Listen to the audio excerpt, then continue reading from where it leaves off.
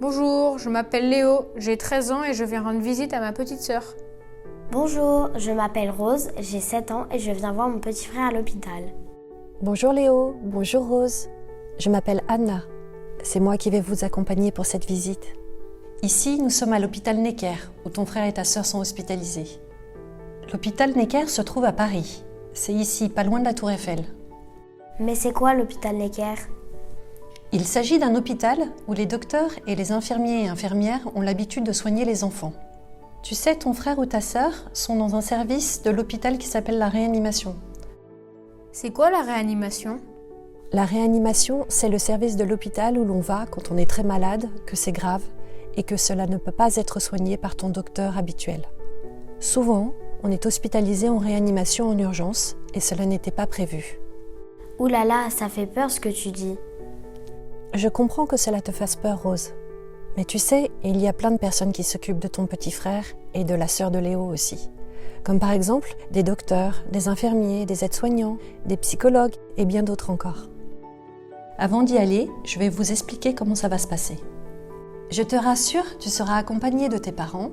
Pour commencer, il faudra sonner à l'entrée de la réanimation pour nous prévenir de ton arrivée. Et quelqu'un de l'équipe viendra te voir et discuter avec toi et tes parents. Et si j'ai peur ou que je n'ai plus envie d'aller voir mon petit frère, est-ce que maman et papa vont m'en vouloir ? Est-ce qu'ils vont être déçus ? Pas du tout, tu fais comme tu veux, c'est toi qui décides.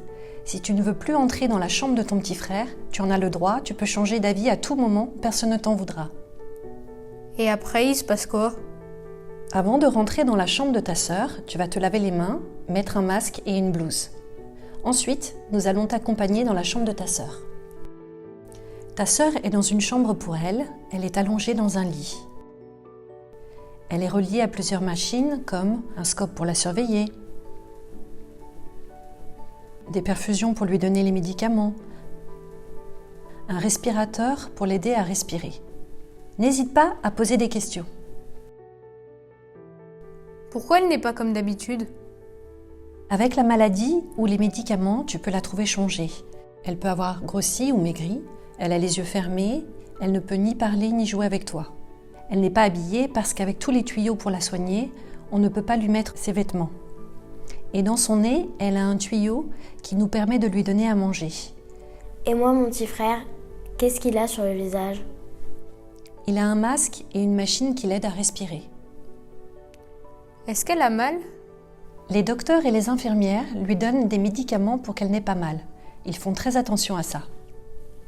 Qu'est-ce que je peux faire quand je suis dans sa chambre ? Si tu veux, tu peux lui parler, le toucher, lui faire un câlin ou juste rester à côté de lui. Tu peux aussi lui faire un dessin qu'on lui affichera dans sa chambre. Tu peux sortir de la chambre dès que tu le souhaites, c'est toi qui décides. Est-ce qu'elle m'entend ? Oui, elle peut t'entendre, même si elle a les yeux fermés et ne bouge pas. Mais elle a quoi comme maladie, ma sœur ? C'est une très bonne question. Ce sont tes parents et les docteurs qui vont t'expliquer. Sache que toute l'équipe s'occupe bien d'elle. Est-ce que je peux attraper sa maladie ? Non, tu ne peux pas attraper sa maladie, ni même papa et maman. Est-ce que c'est de ma faute s'il est malade ? Mais non, pas du tout. Souvent les frères et sœurs pensent que c'est de leur faute, parce qu'ils se sont disputés ou qu'ils ont fait des bêtises. Mais je t'assure, les mauvaises pensées et les bêtises ne rendent pas les gens malades. Quand on vient voir son frère ou sa sœur à l'hôpital, c'est normal de ressentir plein d'émotions différentes. On peut se sentir inquiet et triste qu'il soit en réanimation. On peut être en colère parce que c'est pas juste qu'il soit très malade. On peut se sentir jaloux que maman et papa soient souvent à l'hôpital auprès de lui. Mais on peut aussi être impatient, content et rassuré de le voir. Si tu as des questions, n'hésite pas à les poser à tes parents ou aux soignants de la réanimation. Toute l'équipe est là pour t'accueillir.